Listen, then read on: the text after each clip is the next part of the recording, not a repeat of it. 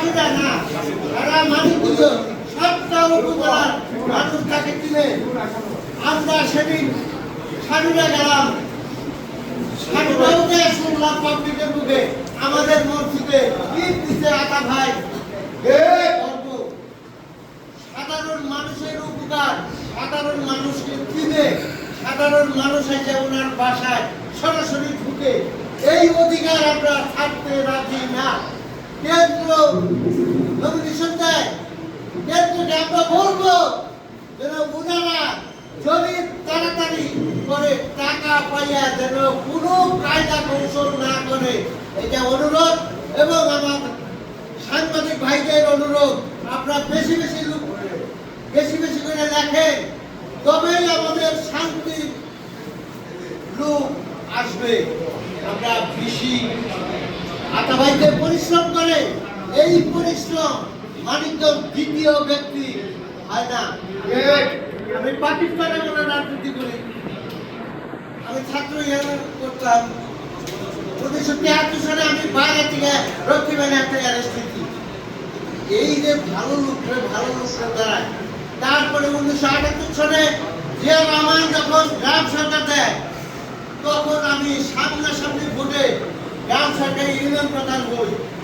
যাতে আতা ভাইয়ের সাথে আমরা এই মানিকগঞ্জই যুদ্ধ যথেষ্ট করছি।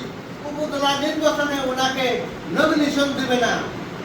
আমরা প্রতিটা ইউনিয়নে 10টা ইউনিয়ন আমরা বললাম, 10টা ইউনিয়নের মানুষ যে আশ্বাস দিল, সেই আশ্বাসে আমরা যে নেতা কয়েকদিন আমরা ঘুরছি, আমরা খুশি।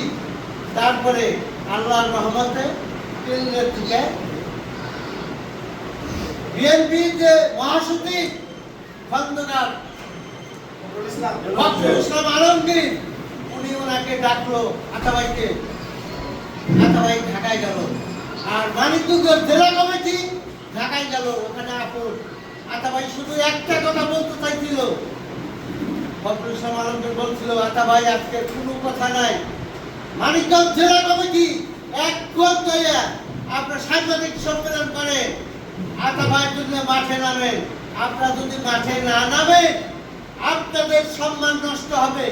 আতা ভাই শতকরা 60% ভোট একলা পাবে, আর সবাই মিলে 40% ভোট পাবে।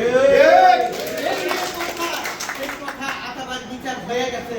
আমরা খুশি হয়েছি। আতা ভাই লয়ে আসলো, আসার পর আতা ভাই মাঠে নামলো।